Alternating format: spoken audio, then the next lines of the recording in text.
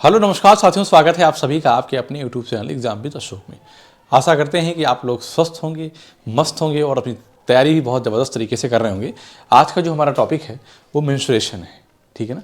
CTET 26 को target करते हुए हम यहाँ पे क्लास को लेकर आए हैं और इसमें आप देखिएगा कि मेंस्ट्रुएशन किस पे बेस्ड है। ये कह सकते हो कि अगर आपको फार्मूला पता है और कैलकुलेशन आता है तो बहुत ये कहते सबसे ज़्यादा आसान टॉपिक ये है, ठीक है ना।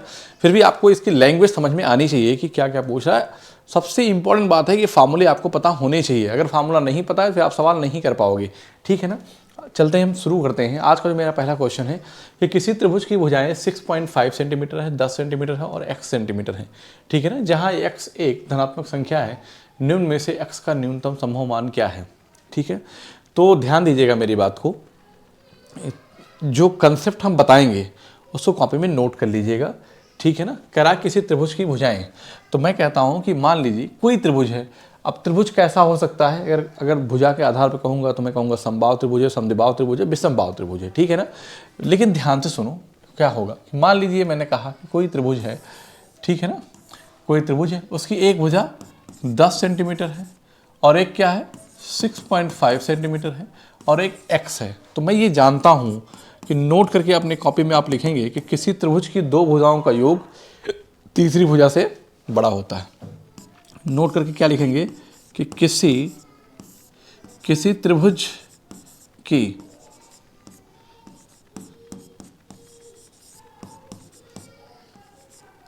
दो भुजा का योग किसी त्रिभुज की दो भुजा का योग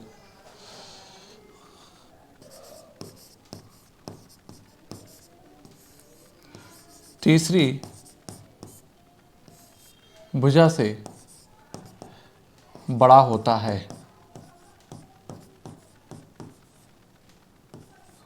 होता है। किसी त्रिभुज की दो भुजा का योग तीसरी भुजा से बड़ा होता है, ठीक। पहला पॉइंट। दूसरा, इसी में समझिए कि इसी लॉजिक पे सवाल बनेगा। अगर आपको ये पता रहेगा तो आप सवाल कर लेंगे। फिर कहेगा कि किसी त्रिभुज की दो भुजाओं का अंतर, किसी त्रिभुज की दो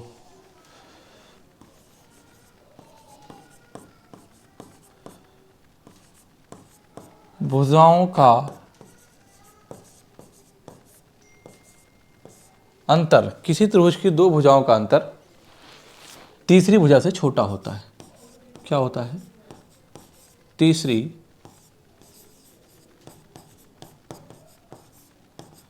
भुजा से छोटा होता है।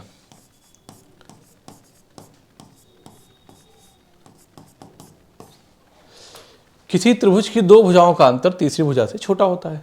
बात समझ में आ गई? तो ये दो बात आपको पता होनी चाहिए। जैसे पहले पॉइंट पे हम डिस्कस करेंगे। पहला पॉइंट मैंने क्या लिखा है कि किसी त्रिभुज की दो भुजाओं का योग तीसरी भुजा से बड़ा होगा। तो मैं कहता हूं कि दो भुजाएं का योग तीसरी से बड़ा होगा। तो मैं यहाँ पे कहूँगा कि 10 6 कितना है, हाँ 10 6 16। तो यहाँ पे ये हो जाएगा कि 16 जो होगा वो बड़ा होगा किससे, x से। 16 जो होगा वो बड़ा होगा किससे, x से, ठीक है ना। दो भुजाओं का योग तीसरी भुजा से बड़ा होगा, लेकिन दो भुजाओं का अंतर वो क्या होगा, तीसरी भुजा से छोटा होगा। तो मतलब दो भुजाओं का अंतर यहाँ पे लिखूंगा दूसरे पॉइंट के थ्रू। तो 10 और 6.5 का अंतर जो होगा वो क्या कहलाएगा, 3.5। तो आप ये बताइए जो तीसरी भुजा है, ये जो अंतर आया ना, इससे जो होगी तीसरी भुजा बड़ी होगी। इसका मतलब है कि 3.5 से बड़ी होगी, ठीक है ना। 3.5 से बड़ी होगी और 16 से छोटी होगी, इसके बीच में होगा। तो 3.5 तो नहीं हो सकती, ठीक। x तीसरी भुजा है और ये क्या है d 2.3 नहीं हो सकती। इसका मतलब 3.5 से बड़ी 4 भी हो सकती है और 4.5 हो सकती है। तो नियरेस्ट यहाँ पे 4 है, तो आप नियरेस्ट 4 लगा के जाएंगे, आंसर 4 होगा, ठीक है। वैसे अगर देखा जाए तो 4 4.5 दोनों सेटिस्फाई कर रहा है, ठीक है ना। कैसे, अगर यहाँ पे देखो मैंने 4 मान लिया थोड़ी देर के लिए। जब मैंने 4 मान लिया तो 10 6 16 16.5 जो है वो 4 से बड़ा है कि नहीं, आप कहेंगे यस। इनका अंतर लोगे तो कितना आ जाएगा, 3.5। 3.5 जो 4 से छोटा है कि नहीं, आप कहेंगे यस। ये कंडीशन यहाँ भी सेटिस्फाई करेगा 4.5 के लिए भी, लेकिन नियरेस्ट आंसर है इसके 3.5 से, तो मैं इसलिए 4 को यहाँ पे आंसर मान रहा हूँ। बात समझ गए? पूरा कंसेप्ट क्लियर हुआ कि नहीं हुआ? तो ये दो पॉइंट आपको आने चाहिए, ठीक है। एक क्वेश्चन पेपर में मिलेगा आपको देखने, पक्का बता रहा हूँ। आगे चलते हैं। कागज की 2 सीट ली गई हैं जिनकी माप 22 और 28 सेंटीमीटर, प्रत्येक सीट से एक बेलन बनाया गया है जिसमें से एक की ऊंचाई 22 सेंटीमीटर और दूसरे की ऊंचाई 28 सेंटीमीटर, उनके आयतनों में अंतर हुआ। ठीक है ना। ध्यान से देखिएगा कि एक कागज की 2 सीटें हैं, जैसे सपोज दैट आपने एक सीट ले लिया ऐसे और एक सीट ऐसे ले लिया। ठीक है ना, दोनों सीटें कैसे आयताकार है। तो वो कह रहा है कि कागज की 2 सीट ली गई हैं जिनकी माप 22 और 28 है। तो मैं कहता हूँ ये 22 है और यहाँ पे क्या है 28 है, यहाँ पे क्या है ये 28 और ये क्या है 22 है।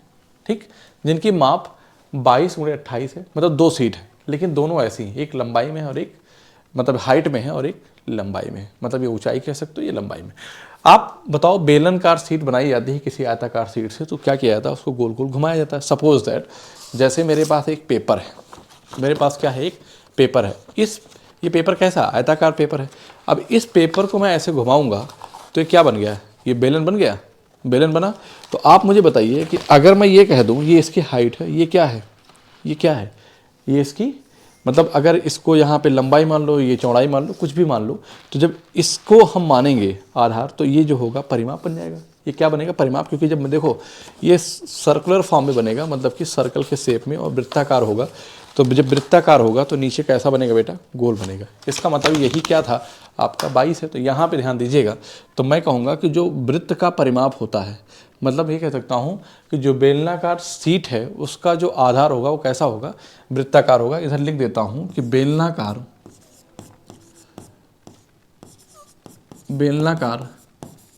सीट का आधार, बेलनाकार सीट का आधार वृत्ताकार होता है। बेलनाकार सीट का आधार वृत्ताकार होता है। तो हम इसको कहते हैं कि 2 पाई r इज इक्वल टू 22, और यहाँ पे क्या कहेंगे कि 2 पाई r इज इक्वल टू 28। हालांकि यहाँ पे ये क्या है, ये b है, और यहाँ पे क्या है, ये b है, ये l, ये l। ठीक, और यहाँ पे क्या है l है। लेकिन हमें यहाँ पे जब बेलनाकार बनाएंगे तो b को ही हम क्या कह देंगे, h कह देंगे। थोड़ी मेरी बात ध्यान समझना, ये h है और यहाँ पे भी मैं कह दूंगा कि ये h है, ना कहता हूँ मैं इसको b मान लेता हूँ, ये h है। ठीक है ना। आप r निकालो, ठीक है। तो यहाँ से निकालोगे तो 2 गुणे 22/7 इंटू r बराबर किसके, 22 के। 22 से 22 कटेगा, 7 दूनी 14। ठीक है, मतलब ये r जो हो जाएगा वो 7/2 हो जाएगा, मतलब कि 3.5, और जिसमें दिया था सेंटीमीटर में दिया है तो सेंटीमीटर आ जाएगा। क्लियर है बात। इधर बात करेंगे तो 2 into 22/7 into r is equal to 28। ठीक है ना। तो 2 14 28 और 2 7 14, 2 11 22, तो r की वैल्यू 7 से 49। तो हम कहेंगे 49 बटे क्या होगी, 7 सेंटीमीटर आ गई। आ गई कि नहीं आ गई। कह रहा उनके घनों के आयतनों में अंतर बताना है। क्या बताना है, अंतर बताना। तो इसको मैं अभी यहाँ पे इरेज कर देता हूँ जगह के लिए। अब मुझे पता है कि उनके आयतनों में अंतर बताना है, तो उनका आयतन जो होगा वो क्या हो जाएगा, आधार का क्षेत्रफल इंटू ऊंचाई। ठीक है ना। तो पहला बेलन और दूसरे बेलन की बात करेंगे हम, तो हम कहेंगे कि पाई r स्क्वायर h होता है। तो यहाँ पे लिख देता हूँ कि जो घन का आयतन होता है वो होता है आधार का क्षेत्रफल इंटू ऊंचाई। ठीक। तो आधार, बेलन के आधार कैसा होता है, घन, सॉरी यहाँ घन क्यों लिखा मैंने, बेलन लिखूंगा बेटा, बेलन लिखूंगा। ठीक है ना। तो बेलन का जो आयतन है वो कैसा होता है, आधार का क्षेत्रफल इंटू ऊंचाई, और आधार का क्षेत्रफल क्या होगा, पाई r स्क्वायर h, पाई r स्क्वायर h। ये क्या हो गया, बेलन का आयतन हो गया। तो मैं कहता हूँ कि 2 है, अंतर लिखना है। तो अगर मैं कह दूँ r1 और h1 दोनों कह दूँ, ऐसे लिख दूँ कि पाई r2 और क्या लिखूँगा, r2 स्क्वायर h2 लिख दूंगा। बस वैल्यू पुट कर दो यहाँ, सीधे आंसर आपका आ जाएगा। तो चलो ठीक है, रख देता हूँ। तो पाई कॉमन है, पाई कॉमन ले लूँगा, कोई दिक्कत नहीं है, और लिख देता हूँ पाई क्या है बेटा, कॉमन है। r की वैल्यू कितना है अगर मैं बात करूँ तो 7/2। तो 7 से कितना हो जाएगा, 49/2। और हाइट कितनी है बेटा, आप कहेंगे सर 28 है। ये डिफरेंस का सिंबल लगाया, ना कि माइनस लगाया, दोनों का अंतर निकालना है ना मुझे। और पाई चला गया है, आर की वैल्यू यहाँ पे कितना आई 49/7। तो मैं यहाँ पे 49/7 गुणे 49/7 लिखूँगा। और हाइट कितनी है, तो आप कहेंगे सर 22 है। हाइट कितनी है, 22 है ना। तो 7 सते, अरे 49/7 नहीं, 49/11 बेटा। 49 कितना आ जाएगा, 11 आ जाएगा। यहाँ पे मैंने गलती कर दी है, अरे 7 से 49/11 आ जाएगा। क्लियर।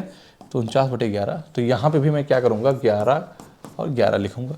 तो 11 दूना 22, ठीक है ना। आप कहेंगे यस सर।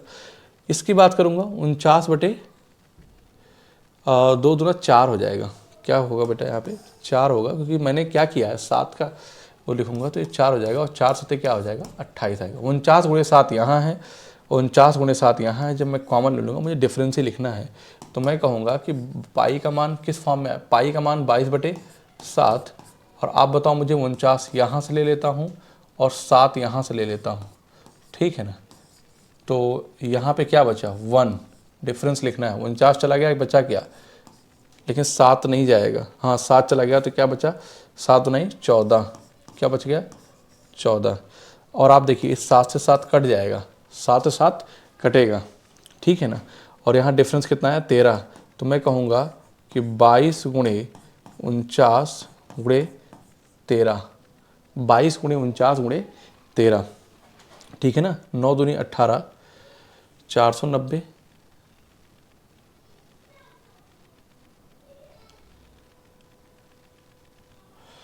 एक मिनट बेटा, यहाँ पे ना 11 छूट गया है, तो 1 मिनट, इसको मैं यहाँ पे ऐसे न करके देखो, सही है।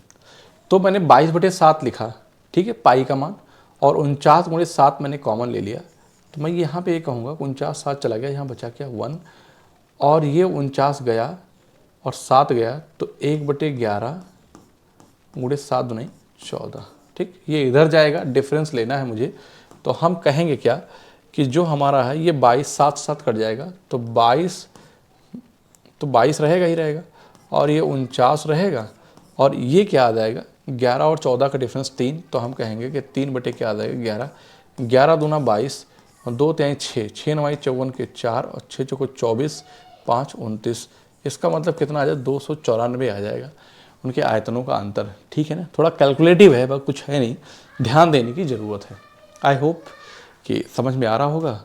और आप देखिए कि सवाल ऐसे पेपर में सवाल आते हैं, थोड़ा बेसिक आपको समझ में आना चाहिए। ये बात आप चाहते तो डायरेक्ट भी लिख सकते थे, इतना समझाने के लिए मैंने किया। आप पेपर में इतनी बात तो बिल्कुल कतई करेंगे ही नहीं, इधर वाली बात आपको यही करना है, ठीक है। आगे चलते हैं। क्वेश्चन में ये है कि किसी समकोण त्रिभुज को दो भुजाओं की माप 15 सेंटीमीटर 17 सेंटीमीटर है। त्रिभुज की तीसरी भुजा की लंबाई के लिए निम्न कथनों में से कौन सा से कथन सत्य हो सकते हैं, ठीक है ना।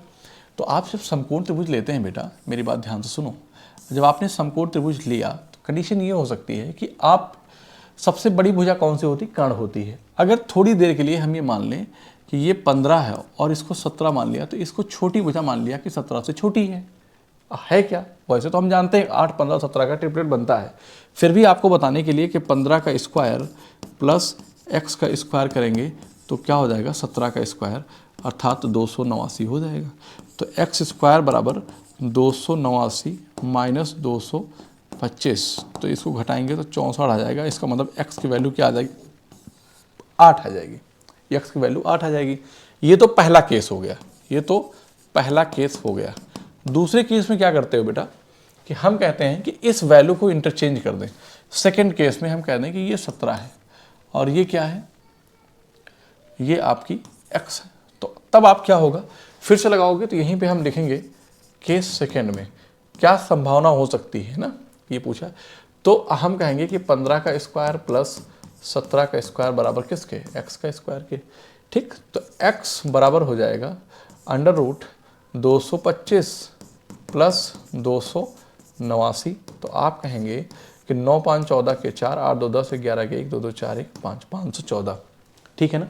23 से हम कितना होता है, 529 होता है। इसका मतलब x की वैल्यू जो आएगी वो 22 दशमलव समथिंग आएगी, मतलब 22 से बड़ी होगी, ठीक है ना।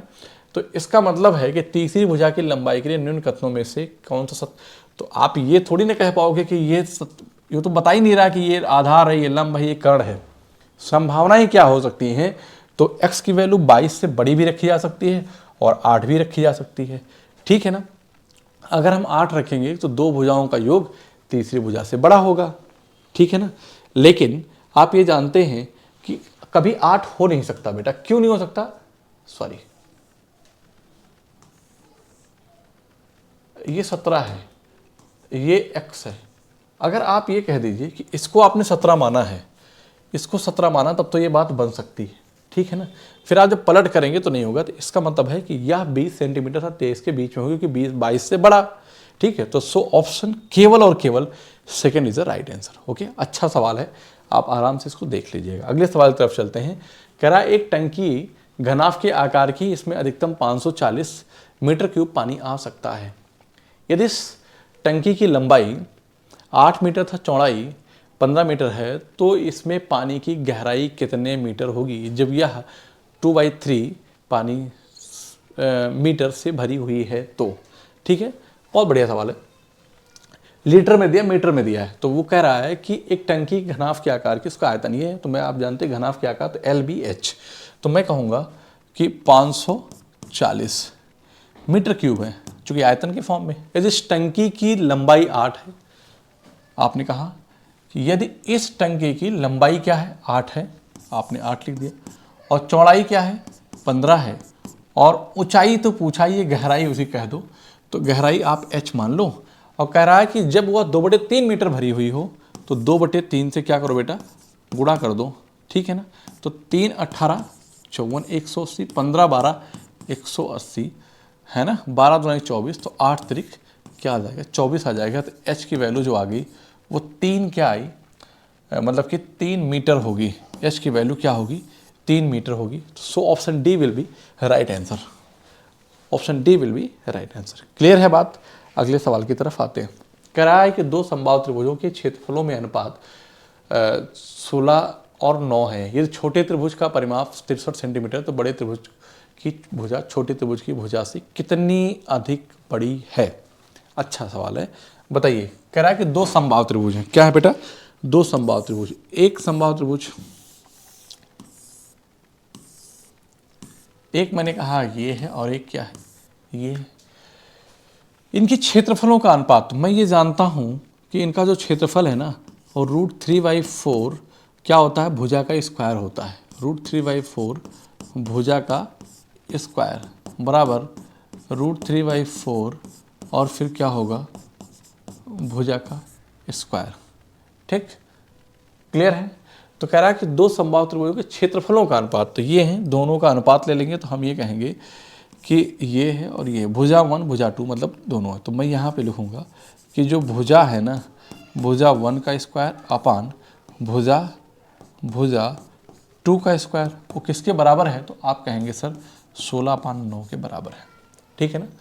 तो यहाँ से आराम से बता सकते हैं कि पहले त्रिभुज की भुजा और दूसरे त्रिभुज की भुजा क्या होगी। तो मैं यहाँ पे आराम से कह पाऊँगा कि जो भुजाएं हैं, भुजा 1 और भुजा 2 का जो अनुपात है ना बेटा, मतलब कि पहले समबाहु त्रिभुज की भुजा और दूसरे समबाहु त्रिभुज की जो भुजा का अनुपात है वो 4:3 है। तो यहाँ से एक चीज़ हमको देखने को मिला कि अगर दो समबाहु त्रिभुज हैं, उनके क्षेत्रफलों का अनुपात दे रखा है, तो उनकी भुजाओं का अनुपात, उनका अंडर ले लो, डायरेक्ट आ जाता है। मतलब आप, मैं चाहता ये बात आपको, अब आगे से पेपर में आएगा तो आप यहीं पे लिख देंगे कि दो समबाहु त्रिभुज का क्षेत्रफल 16:9 है, तो उनकी भुजाओं का अनुपात 4 क्या होगा, 3 हो जाएगा, ठीक है ना। कह रहा है अगर 3 है, 4:3 के अनुपात में है, तो मैं कहता हूँ समबाहु त्रिभुज है, तो छोटा वाला क्या है बेटा, 3 है, ये 3 ये 3 ये 3, 3 त्रिका 9 तो 127, और ये 4 ये 4 ये 4, लेकिन यूनिट में है। तो मैं ये कहूँगा कि 9 यूनिट की वैल्यू कितना है, तो आप कहेंगे सर 63 है, कहेंगे ना, तो 9 7 63, ठीक है ना। कह रहा है तो बड़े त्रिभुज की, इसका मतलब है कि एक छोटा जो त्रिभुज है उसकी एक भुजा की लंबाई कितना हो गया, वो 21 हो गई कि नहीं हो गई, और 7 एक यूनिट की वैल्यू 7 है, तो ये कितना हो गई, ये हो गई 28 हो गई, ठीक है, बड़े त्रिभुज की भुजा की लंबाई। क्लियर है। तो हमसे पूछा क्या है क्वेश्चन में, हमसे पूछा है कि बड़े त्रिभुज की भुजा छोटे त्रिभुज की भुजा से कितनी अधिक बड़ी है, ये हमें बताना है। ठीक है ना। अगर बड़े त्रिभुज की भुजा है ना, तो बड़े की भुजा 4 है और ये कितनी 3 है, तो कितनी अधिक है।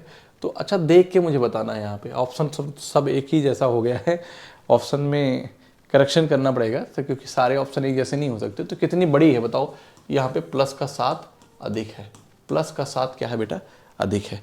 तो ऑप्शन जरा सा मिस्टेक हो गई है यहाँ पे, कोई बात नहीं, खैर। तो आपका आंसर जो आएगा वो कितना आ जाएगा, आपने निकाल लिया 7 सेंटीमीटर। कितना, 7 सेंटीमीटर, क्योंकि छोटे त्रिभुज की भुजा 21 है, इसकी क्या 28 है, दोनों का डिफरेंस 7 है।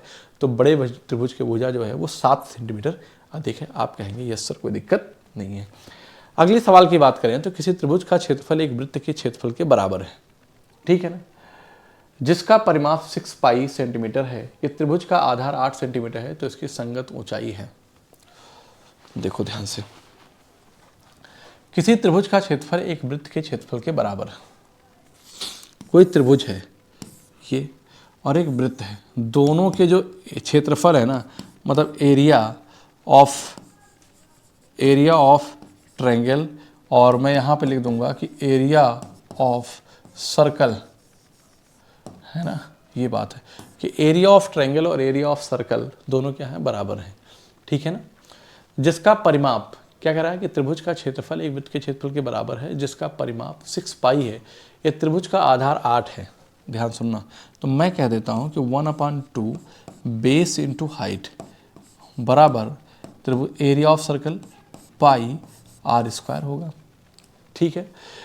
क्या क्या है मेरे पास, जिसका परिमाप 6 पाई सेंटीमीटर, ये त्रिभुज का आधार 8 सेंटीमीटर है। चलो ठीक है, तो इसकी संगत ऊंचाई क्या होगी, तो मैं यहाँ पे कहूँगा कि जो त्रिभुज वृत्त का परिमाप है, तो वृत्त का जो परिमाप है वो 6 पाई है, और वैसे मैं जानता हूँ कि 2 पाई r होता है। तो 6 पाई की वैल्यू, पाई से पाई कैंसिल हो जाएगा और 2 3 6 हो जाएगा, तो r की वैल्यू कितना निकाल के लाओगे, 3 लेकर आओगे। आप कहेंगे यस सर, ठीक है ना। तो यहीं से जब वैल्यू रखूँगा, और पाई का मान कुछ बताया है कितना रखना है, नहीं, कोई बात नहीं, पाई में ही तो आंसर आया है, पाई के फॉर्म में, पाई को भी मत हटाओ। तो आप क्या करोगे, पाई तो रहने दो, और r की वैल्यू 3 आ गई है, तो 3 त्रिका 9 रख दिया आपने। तो 1/2, और आधार कितना दिया है क्वेश्चन में, 8 दे रखा है। त्रिभुज का आधार अगर 8 है तो हमसे ऊंचाई पूछा है, ठीक है, 2 चौको 8, ठीक है ना, 2 चौको 8। तो h बराबर जो होगा वो 9/4 पाई, और 9/4 को 4 दूनी 8, 1 9, तो मतलब कि 4 दूना 8 और 4 पंचे 20 पाई, मतलब कहने का कि 2.25 पाई हो जाएगा। यहाँ तक बताओ अगर किसी बच्चे को दिक्कत है तो, 2.25 पाई, क्लियर है बात। चलो आगे चलते हैं। करा कि 700 मीटर स्क्वायर क्षेत्रफल के एक आयताकार टैंक को भरने के लिए 140 मीटर क्यूब पानी की आवश्यकता है। टैंक में पानी के स्तर की ऊंचाई क्या होगी, मतलब जो टैंक का आयतन बराबर, चूँकि टैंक का है ना, जो 700 मीटर स्क्वायर क्षेत्रफल के एक आयताकार टैंक, मतलब कि उसके जो सरफेस का क्षेत्रफल दिया है, तो एल बी की वैल्यू दे रखा है, एच की वैल्यू नहीं दिया है, ठीक है ना। एल बी की वैल्यू दिया है, एच की वैल्यू नहीं दिया है। तो टैंक में पानी का स्तर, तो मैं कहता हूँ क्या कि घनाभ का जो आयतन है, घनाभ का जो आयतन होता है, अर्थात टंकी का जो आयतन है, टंकी का आयतन कह दो, टंकी का आयतन कितना है, तो 140 मीटर क्यूब है, ठीक है ना। और यहीं पे बात करेंगे तो हो जाएगा 700, उसके आधार का क्षेत्रफल इंटू ऊंचाई, तो 140, चूँकि 700 मीटर में है, वहाँ मीटर क्यूब में है, ध्यान दीजिएगा। तो किस में आ जाएगा, मैं इस बात को लिखूँ नहीं तो आपसे ये बहुत छोटी सी मिस्टेक हो सकती है। तो ये 700 मीटर स्क्वायर है, ये h मीटर है, और ये क्या है, मीटर क्यूब है, तो ये इससे कैंसिल हो जाएगा, ठीक। और 14 पंचे 70, इसका मतलब h की वैल्यू जो आएगी, ये मीटर में है, तो कितना आ जाएगा 1/5 मीटर के। आंसर सेंटीमीटर में आया है बेटा, तो हम मीटर को हटाने के लिए 1/5 क्या करेंगे, 100 से गुणा करेंगे, तो 5 बीसे हम 100, 20 सेंटीमीटर आएगा। तो so option A will be right answer. Okay, clear है, आगे चलते हैं। कह रहा है किसी त्रिभुज की एक भुजा 5 सेंटीमीटर, दूसरी भुजा 10 सेंटीमीटर है और इसका परिमाप p सेंटीमीटर है। ठीक है ना। जहाँ p एक पूर्णांक है, p के न्यूनतम और अधिकतम संभव मान क्रमशः हैं। अच्छा सवाल है, अच्छा क्वेश्चन है ना, आप आराम से इसको बना। क्वेश्चन नंबर 8 की बात करूंगा बेटा। तो कह रहा है किसी त्रिभुज की एक भुजा 5 सेंटीमीटर तो दूसरी भुजा 10 सेंटीमीटर है। क्लियर है बात। फिर कह रहा है और इसका परिमाप p सेंटीमीटर है, जहाँ p एक पूर्णांक है, p के न्यूनतम और अधिकतम संभव मान है क्रमशः। तो यहाँ पे वो लॉजिक लगा देंगे, किसी त्रिभुज की एक भुजा 5, दूसरी 10 सेंटीमीटर। त्रिभुज कैसा भी हो सकता है, वो समबाहु हो सकता है, समद्विबाहु तो नहीं होगा क्योंकि दो भुजाएं बराबर हो नहीं है नहीं, तो मैं कहूँगा कि विषमबाहु त्रिभुज ही है।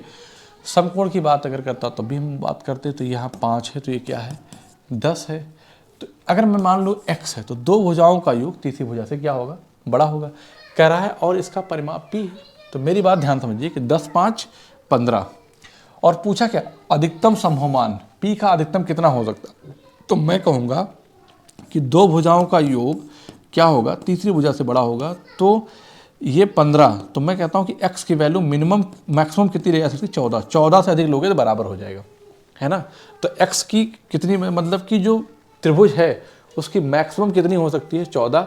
तो उस 14 के केस में अगर आप करेंगे तो 10, 5, 15 और 15, 14 कितना हो जाएगा, पैरामीटर 29 आ जाएगा। क्या आ जाएगा, 29 आएगा। 29 से बड़ा इस त्रिभुज का पैरामीटर नहीं, परिमाप नहीं हो सकता। इसका मतलब है कि ना तो ये ऑप्शन होगा और ना ही ये ऑप्शन होगा। ठीक है ना। फिर और क्या रख सकते हो ये जरा बताओ। अब आपके साथ ये वाला और ये वाला मामला फंस गया है। ठीक है ना। तो मैं ये कहता हूँ कि अगर 14 के बजाय फिर मैं और क्या रख लूँ। तो अब मेरी बात ध्यान सुनिएगा, इन दोनों का अंतर ले लो। तो 10 और 5 का जो अंतर है वो कितना है, 10 और 5 का अंतर कितना आ जाएगा, 5 आ जाएगा। और ये छोटा होगा किससे, 6 से। कितना भाई, अगर बराबर नहीं हो सकता, दो भुजाओं का अंतर तीसरी भुजा से छोटा होगा हर केस, हर हालत में। तो जब इनका और इनका जब अंतर किया तो 5 आया। और क्या है कि 5 जो है वो छोटा है किससे, 5 जो है वो छोटा है ना, छोटा रहेगा। अब किससे छोटा है, इसका मतलब है कि इसका जो मान हो सकता है वो 5 से जस्ट बड़ा हो सकता है। तो आप जब x की वैल्यू एक बार क्या ले सकते हो, 6 ले सकते हो, इससे कम नहीं ले सकते और 14 से बड़ी नहीं ले सकते। x का मान मतलब जो तीसरी भुजा है ना, उसको ना तो x 6 से कम ले सकते हो और ना 14 से बड़ी ले सकते हो। ठीक है बात, आप कहेंगे यस सर। तो अब अगर मैं एक के केस में कितना आ गया, 29 आ गया। अगर 6 का केस लेंगे तो पैरामीटर जो होगा वो 10, 5, 15 और 15, 6 कितना आ जाएगा, 10, 5, 15, 15, 6, 21। So option D will be right answer.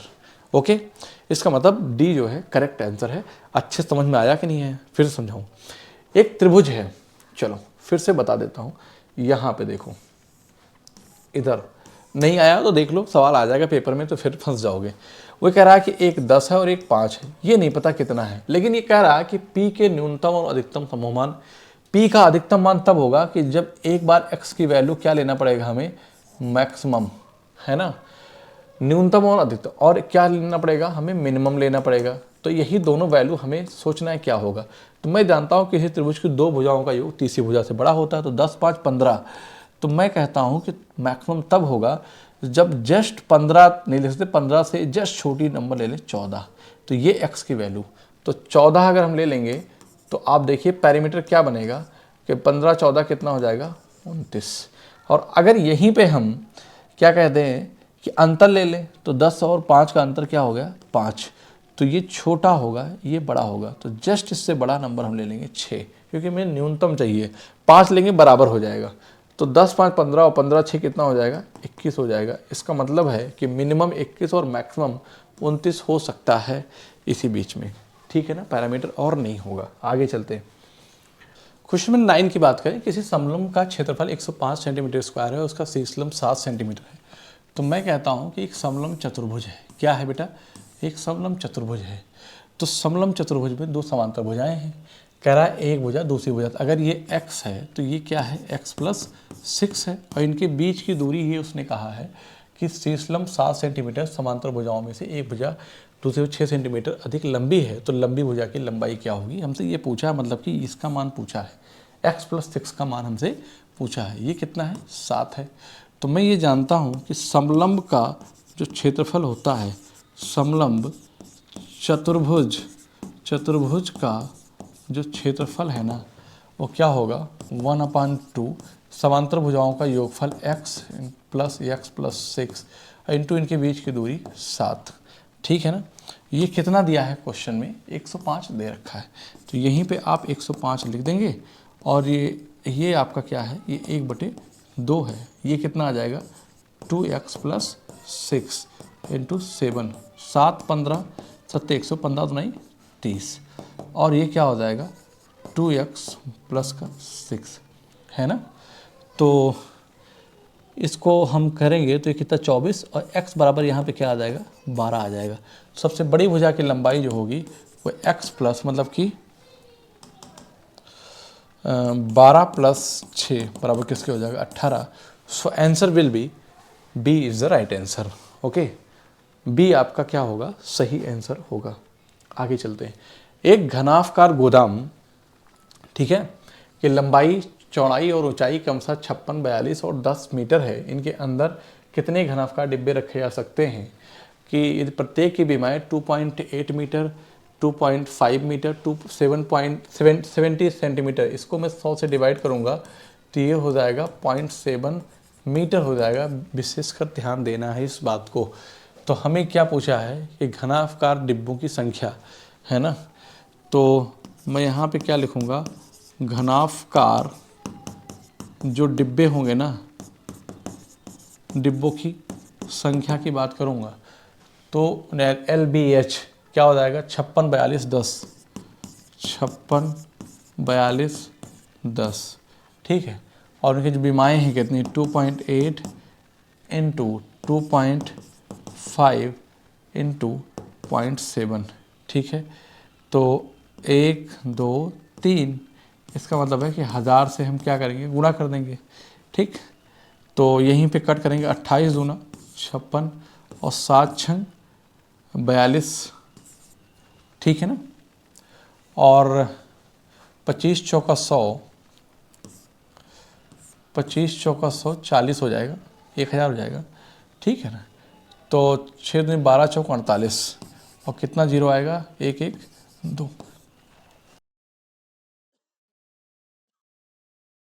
तो घनाफकार डिब्बों की जो संख्या होगी ना बेटा वो 4800 आ जाएगी। कितना 4800 आएगी।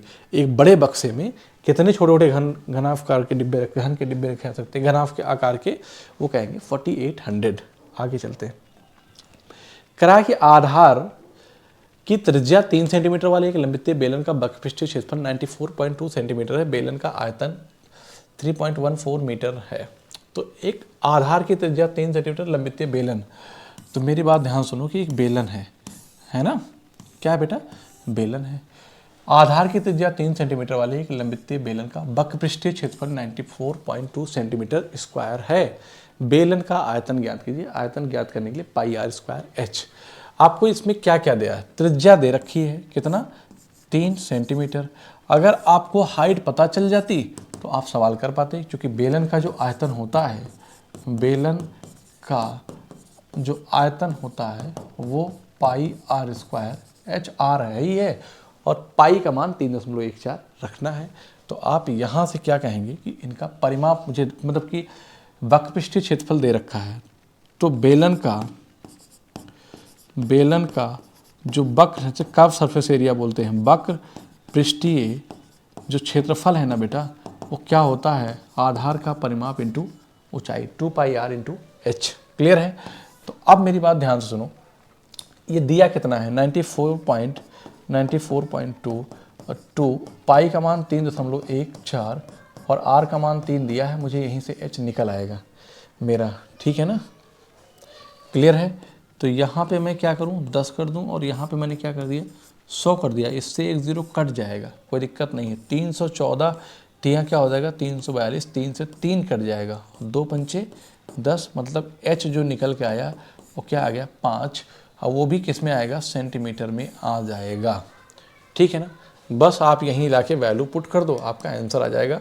तो 3.14 गुणे आर का मान 3 त्रिक 9 और एच जो है वो 5 दे रखा है। ठीक है ना, तो मैं कहूँगा आंसर वही होगा जो 9 का मल्टीपल होगा। तो 4 3 7 2 9, 4 3 7 2 9, और 5 6 5 11 2 13 1 14, ये नहीं बनेगा, ये नहीं बन सकता, और 8 1 9 6 3 9, मतलब 3 ऑप्शन आपके बन रहे हैं। तो गुणा कर लो, इन्हें डिजिट मैच करा लो, बात खत्म।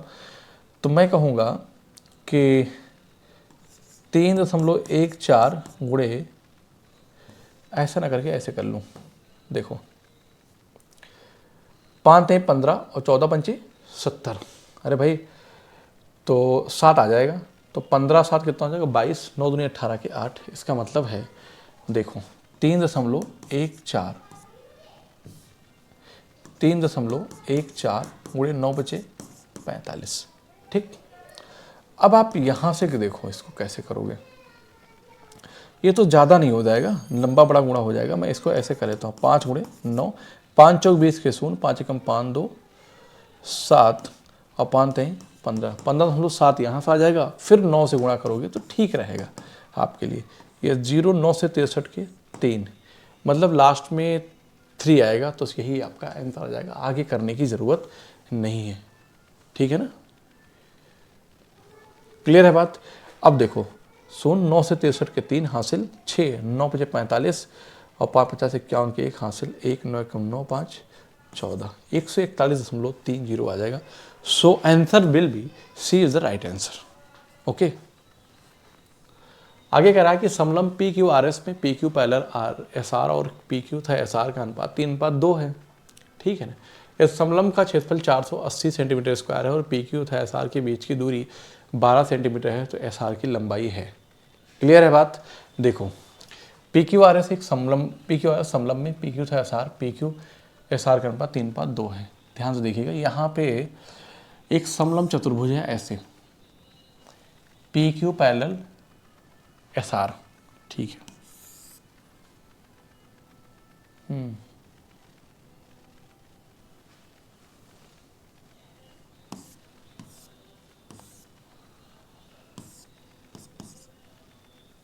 ये क्या है, एक पी क्यू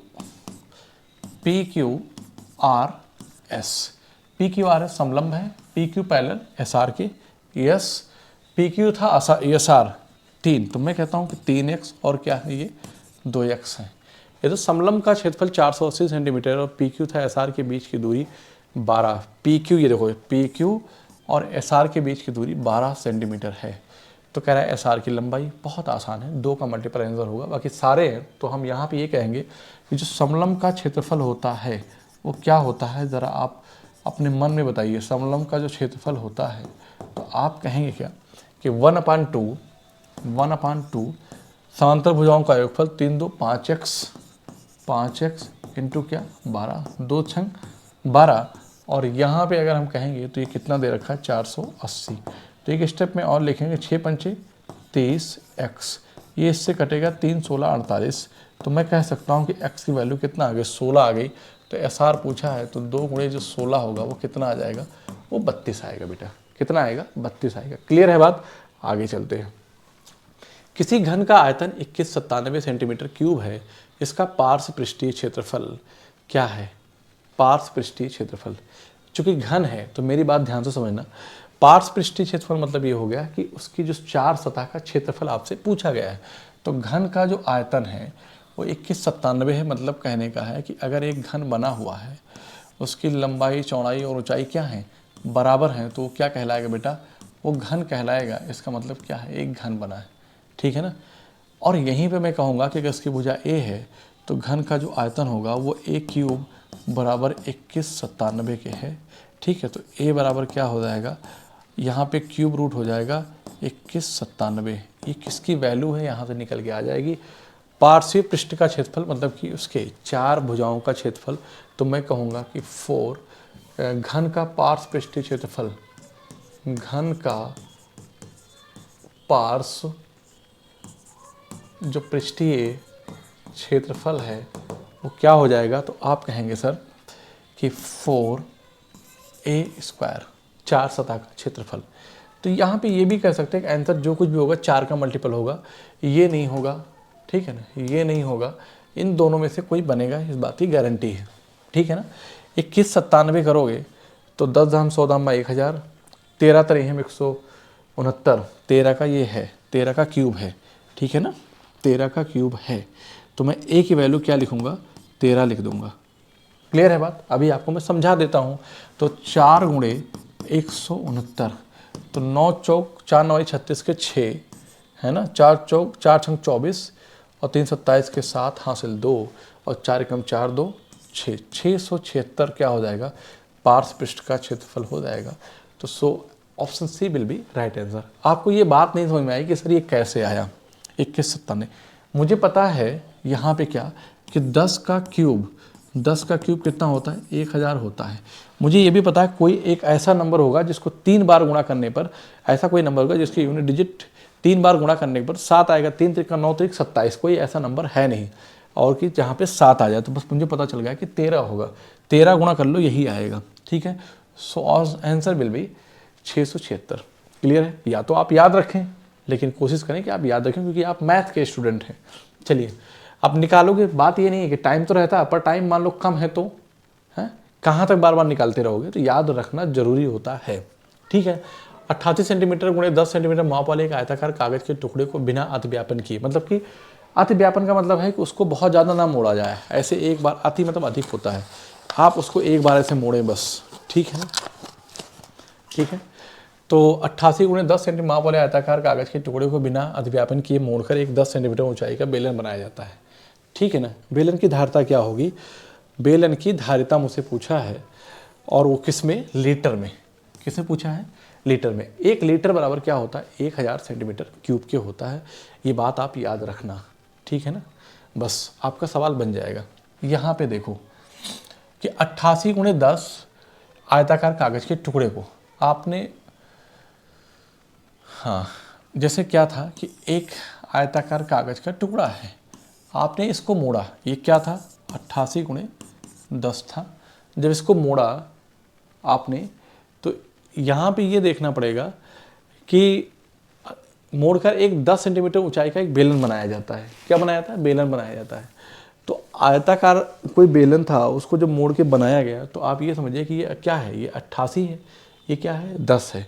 जब इसको मोड़ेंगे, चूँकि आप ये जानते हैं ना कि उसकी जब धारिता निकालोगे तो उसका जो आयतन है, तो बेलन के आयतन की बात की जाएगी, तो आपको यहाँ पे ऊंचाई तो पता है कि पाई आर स्क्वायर एच होता है, तो आर कहाँ से निकाल के लाओगे, ये बात आपको जानना जरूरी है क्वेश्चन में। अगर ये बात नहीं समझ पाओगे सवाल बना नहीं। ये सबसे बेसिक बात मैंने बता दी। इसका मतलब जब आप मोड़ोगे तो उसकी जो परिधि है ना, बेलन की जो परिधि होगी, बेलन की जो परिधि होगी वो क्या हो जाएगी 88। तो मैं यहाँ पे कहूँगा कि चूँकि 2 पाई आर की वैल्यू कितना है 88 है, तो 22/7 इंटू आर बराबर 88 के 22 दूना 44 दूना 88 के 7 दूना 14। इसका मतलब है कि वो जो बेलन बनेगा ना उसकी जो त्रिज्या होगी वो 14 सेंटीमीटर की होगी। बेलन के आयतन की बात की गई है, किसकी, आयतन की। तो मैं यहाँ पे बेलन के आयतन, वही क्या हो जाएगा उसकी धारिता, बेलन का जो आयतन होगा बेटा वो क्या बन जाएगा, पाई आर स्क्वायर एच बनेगा, पाई आर स्क्वायर एच। और पाई की वैल्यू 22/7 ही लेना है, तो 22/7 ले लेंगे। और आर मैंने निकाल लिया है 14 गुणे 14, और हाइट कितनी है, तो ऊंचाई कितनी 10 है, तो 7 दूना 14। ठीक है ना, तो 22 दूना 44, 44 गुणे 14 गुणे 10, तो 14 चौको 56 के 6 हासिल, ये 10 है। 14 चौको 56 के 6 हासिल 5, और 14 चौको 56, 4 60 1 61, और यहाँ पे 0 लगा दिया आपने। अब ये क्या आया जरा मुझे बताओ, ये जो आया ये सेंटीमीटर क्यूब आ गया। क्या आ गया, सेंटीमीटर क्यूब आ। लीटर में कन्वर्ट करने के लिए, चूंकि 1 लीटर बराबर किसके होता है, 1 लीटर बराबर 1000 सेंटीमीटर क्यूब के, है ना। या ऐसा कह दो, या 1000 सेंटीमीटर क्यूब बराबर किसके, तो आप कहेंगे 1 लीटर के, तो 1 सेंटीमीटर क्यूब के बराबर किसके हो जाएगा, 1/1000 लीटर के। तो बस धारिता लीटर में बताना है हमें, किसमें बताना है, लीटर में। तो 1000 से क्या करेंगे, हम इसको डिवाइड कर देंगे, ये दोनों कट जाएगा। ठीक है ना, ये दोनों कट जाएगा, तो आपका क्या आएगा, तो 6.16 लीटर धारिता होगी। So option D will be right answer. बताओ यहाँ तक अगर किसी बच्चे को कहीं भी प्रॉब्लम है तो। ठीक है, आगे चलते हैं। कह रहा धातु से बने एक बेलनाकार बक्से की त्रिज्या 17.5 सेंटीमीटर है। यदि इसकी ऊंचाई 1 मीटर है तो इसकी धारिता क्या होगी।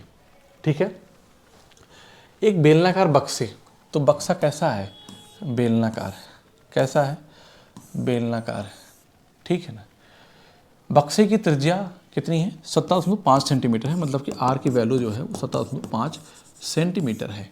ठीक है, यदि इसकी ऊंचाई 1 मीटर है, देखो मेरी बात ध्यान सुनो, ये सेंटीमीटर में, ये मीटर में है, तो जो h है ना, और 1 मीटर में कितना होता है, 100 सेंटीमीटर होता है। मैंने इस बात को पहले ही लिख लिया, ये ध्यान देने की जरूरत थी। ठीक है ना। कह रहा है इसकी धारिता लीटर में क्या होगी। चलो भाई ठीक है, तो इसका आयतन निकालो। तो बेलन का जो आयतन होगा वो क्या हो जाएगा, तो आप कहेंगे कि बेलन का जो आयतन हो जाएगा बेटा वो पाई आर स्क्वायर एच, क्या पाई की वैल्यू कितने बताया, 22/7, और आर स्क्वायर की वैल्यू 17.5 गुणे 17.5, तो 17.5 गुणे 17.5, और एच की वैल्यू मैंने क्या लिखा, 100 लिखा।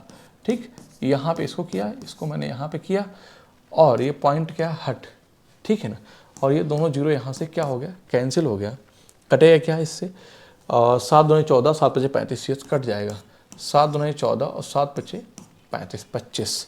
तो मिला क्या हमें कि 22 गुणे 25 गुणे 175, ये किस में आ गया, ये सेंटीमीटर क्यूब में आ गया। लीटर में लाने के लिए बेटा मुझे क्या करना पड़ेगा, 1000 से डिवाइड करूँगा तो जो आएगा वो लीटर में आ जाएगा। ठीक है ना, तो 25 चौका 100, ये 400 हो गया, मतलब 40 आ गया। ठीक है ना, 5 अठे 40, 5 अठे 40, और यहाँ पे बात करूँगा तो 5 तें 15, 50 25। ठीक है ना, तो आप इसको लिखेंगे क्या, ये मिला क्या मुझे, 22 गुणे 35/8। ठीक, अब यहाँ से हम आंसर बना सकते, गुणा मत करो, 8 चौक 32, 3 35, 8 त्रिक 24 होता है ना। चलो ठीक है, तो मैं यहीं पे क्या लिखूँगा कि 22 को मैं बाहर रहने दूंगा, इसको ले दूंगा 3, 24, 8 चौक 32, 4 लिखूँगा बेटा, क्या लिखूँगा, 4 लिखूँगा, 4 प्लस और 3/8 लिख सकता हूँ। आप कहेंगे 22 चौक कितना हो जाएगा, 88 हो जाएगा, और 22 तियाँ 66 बटे का क्या होगा, 8 आ जाएगा। ठीक है ना, तो 88 तो रहेगा ही रहेगा, और 8 से 56, 8 है 64, 8 और जोड़ दो तो 88 प्लस 8 पॉइंट समथिंग, तो 88 8 96 समथिंग आएगा। एक ही ऑप्शन है 96.25, यही राइट आंसर होगा, यही आपका राइट आंसर हो जाएगा। बात ठीक है कि नहीं, आप कहेंगे यस सर। आई होप कि आपको अच्छा लगा होगा, मैंने बहुत आराम से समझाने की कोशिश की है। बेटा इसको आराम से देखिएगा, जहाँ कहीं डाउट होगा तो आप कमेंट के माध्यम से आप हमें बता सकते हैं, हम दोबारा भी आपको समझा देंगे दूसरी वीडियोस में उस क्वेश्चन को जोड़कर। हमारा प्रयास रहा कि ये क्वेश्चन इस टाइप के, मतलब मेंसुरेशन में ऐसे क्वेश्चन खूब आते हैं पेपर में, तो बड़े आराम से इस क्वेश्चन को करना है। ठीक है ना, तो आज के लिए इतना रखते हैं, मिलते हैं आपसे अगली क्लास में। तब तक के लिए आप सभी को जय हिंद। लेकिन जाते जाते एक रिक्वेस्ट है कि सभी लोग चैनल को लाइक, सब्सक्राइब और कमेंट करें, जिससे आपको जो भी इम्पोर्टेंट होगा, जो भी होगी इन्फॉर्मेशन, वो आपको मिलती रहे समय समय पर। ठीक है, thank you so much, see you again.